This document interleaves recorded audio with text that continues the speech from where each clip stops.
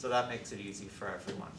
Now, I don't have a great theory for why women rather than men are targeted. These are patriarchal societies, so I don't have a first principles answer for that. But it's natural, again, if the elderly don't just set themselves adrift on an ice floe, that there needs to be a response in order for the family as a whole to survive. Now, there is a critical psychological component to this, which I'll come back to in a slightly different form, which is that you have to rationalize something which is a brutal act. So this is where the witch narrative comes in.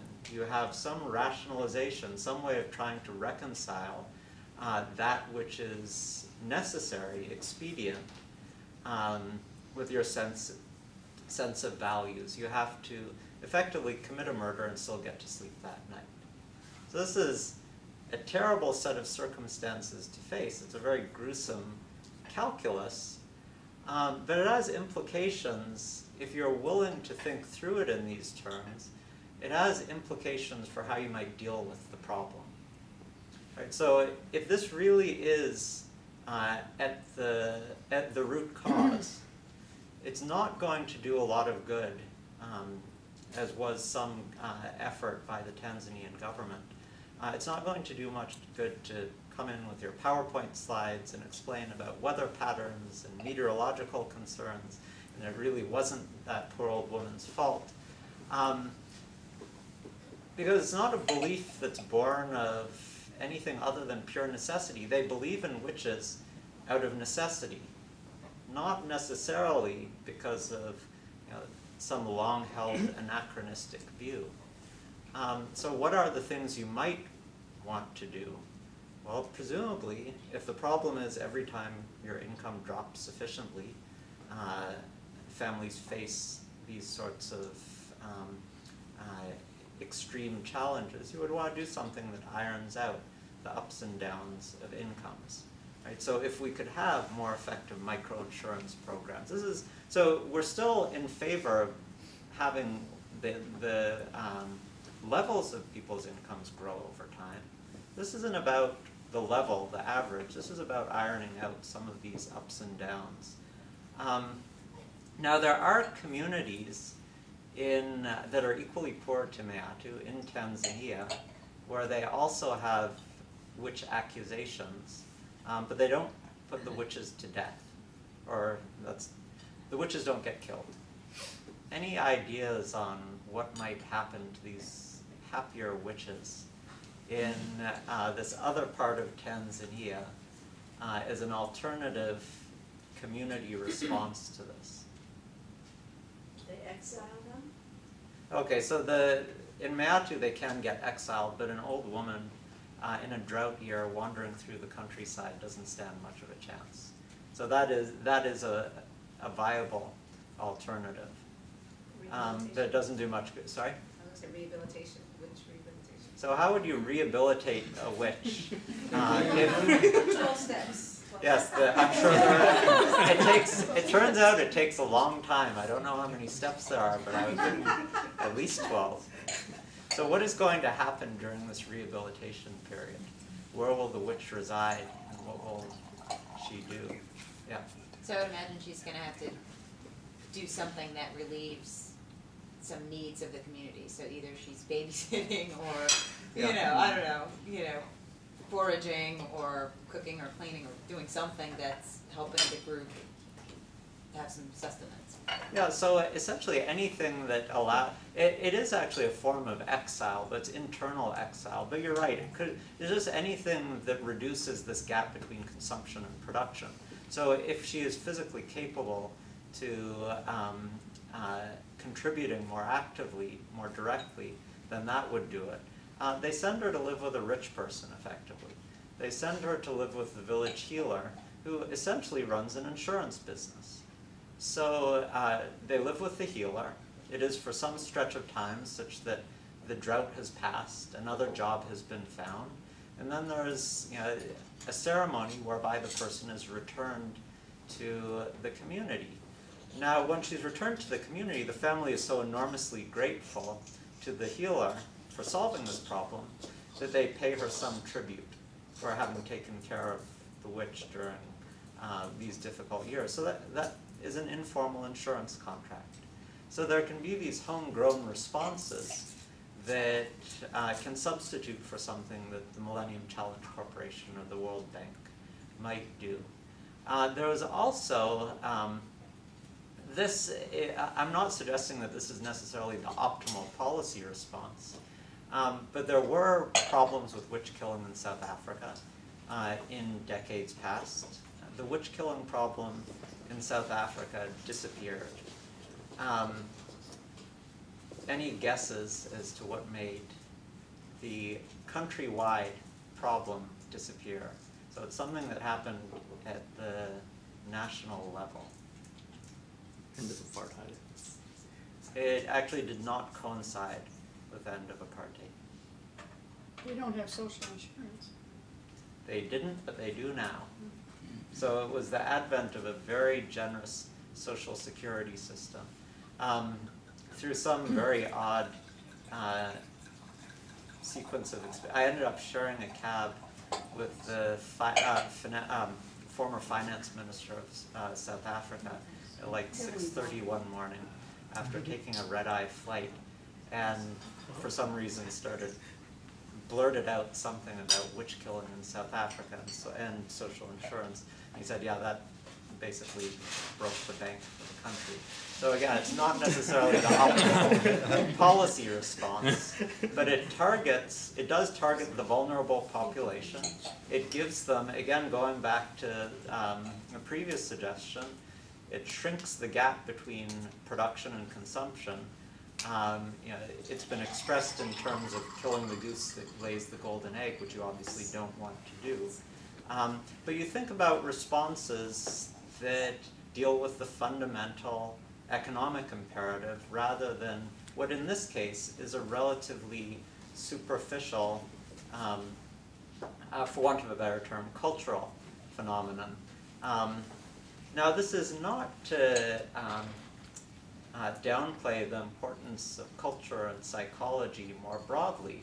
Again, remember that the witch narrative, which is something that is far beyond the realm of economists, is a very important part of this story. And in fact, understanding why people do terrible things, an enormous part of it has to be how we rationalize that which we are forced to do or that which we wish to do for reasons of expediency. Now, psychologists have run zillions of experiments, written millions of articles on how people rationalize things, and we now know things like, some of them are more interesting than others. If you have people in an experiment have as the task recalling the 10 Commandments, they cheat less often than if it's just adding columns of numbers. I'm not sure what the takeaway from that is. First of all, I walk into a psychology experiment and I'm told to recite the 10 Commandments. I know that there's some moral component to this. So I might be trying to impress the experimenter, and I might behave in an entirely different way if I weren't in this very artificial experimental setting. I also don't think I would take away from this lesson that if they had posted the 10 Commandments on the wall of the trading room at Enron, that nothing bad would have happened. The other one that I'm sure will resonate with some people, not just in this room, but anywhere, the first one is a study by Dan Ariely. This one is as well. This is actually a very nice metaphor for larger problems of this nature. He had an experiment where people were just adding up columns of numbers and getting paid accordingly. In one experiment, you were handed tokens that were then, at the end of the experiment, handed to so the more questions you got right, the more tokens the experimenter gave you. And then at the end of the experiment, you gave your tokens. Later, you'd get a check in the mail. In the other version of the experiment, as you answered questions correctly, they would hand you dollar bills. So you know where I'm going with this, presumably. which is that people cheat a lot more often if it's just tokens. That is to say, I understand on some level that there's an exchange rate between tokens and dollars, just as I understand on some level when I walk out of Columbia Business School, when I walk out of Uris Hall each evening with my pockets bulging with pens, I know that it is in effect stealing, but it somehow doesn't seem, like the pen left on the photocopier means something very different somehow than the dollar bill left there. And again, there is a whole set of experiments in this vein. My favorite experiment in this broad class of rationalization experiments, before I go back to economics, I think this experiment is a beautiful metaphor for a lot of rationalizing behaviors. So the experiment, and I will give full disclosure on what I really believe what I would have done in this experiment. I was going to say I don't think I'm a bad person. I don't think I'm a terrible person. But in any event, the experiment is as follows. You're told, go into that room, flip a coin. If it comes up heads, you get $10. If it comes up tails, you get nothing. Now go flip the coin. There's a hidden camera in the room, so they know what's happened to the subjects. What is the most common reaction of subjects? Have you heard, was I telling this story in 2008? No, I don't It's know. possible. Possible, so I won't answer But I don't think so. Any guesses? What would you do? That's one way of getting at what the average would do. Claim it was came up in order to qualify for the money. Okay, so usually the first thing that people say other people would do is just walk in, stand there for 2 seconds, walk out, say it was heads, pocket the $10 and go home. Any other possible responses? That's just a bad person. Yeah. People will go and flip the coin, and then whatever lands on claim. Yeah, because that way you have a 50-50 chance of not having to lie. And you only flip once, I mean, maybe you can flip till you get ahead. So it's curious, the order in which, what is curious is that the order in which people answer the question of how do you think other people would behave is first, in exactly the order we just received. What is the most common response by far? People are obviously devoting a little more cognitive effort to gaming the system when they go into the room, because they think through the niceties of the rules a little more carefully. By far the most common response is to go in and just flip the coin until you get ahead, walk out, collect the token. So this is the best way of reconciling. You know, you sort of knew what the rule meant, but you're interpreting it in an entirely self-serving way. Now, in all honesty, I suspect, so either as a matter of principle, just because I want to, because I run these sorts of experiments myself, because $10 is not a huge sum of money to me as compared to the undergraduates who are playing this game. But no, it's useful to think if it were $1,000, if it was $10,000. Maybe just one moment. Let me finish the experiment and then we'll come. Maybe I would have just flipped it and then gone out and told the truth. What I can imagine myself doing. So economists don't believe in lying to their subjects or misleading them. This is this is sacred to us because we don't believe in polluting the subject pool. So as an experimental economist, this whole setup is vaguely offensive to me because I know that the experiment is not just walking into the room, flipping the coin, and walking out. I suspect there is a hidden camera. So I think this is just not a legitimate exercise. So I may as well just get $10 out of it. So I walk in, participate silently in this illegitimate exercise, walk out and collect my $10. That's just another rationalization of a different sort. I know that's not really what the rules meant. By signing up for this experiment, I agreed to abide by the rules. So I'm just using a different sort of rationalization for that, for reconciling my conscience with that which is expedient. Yes. Well, it sounds like the rules were not specified closely enough, because if you're still able to flip till you get ahead, and that doesn't violate what yeah. you were told were the rules. You weren't told you could only flip once, were you? Sure, but the rules were deliberately phrased in that way to provide for this legalistic wiggle room. I'm going to refer to a much more substantive example of this, which I was talking about earlier today. There is a lot of discussion these days.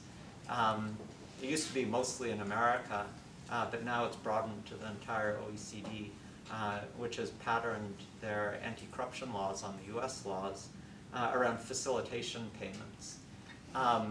So facilitation payments were something which my lawyer friends tell me were inserted into the Foreign Corrupt Practices Act as a way of appeasing American companies. They're saying, we just can't compete unless we have this loophole.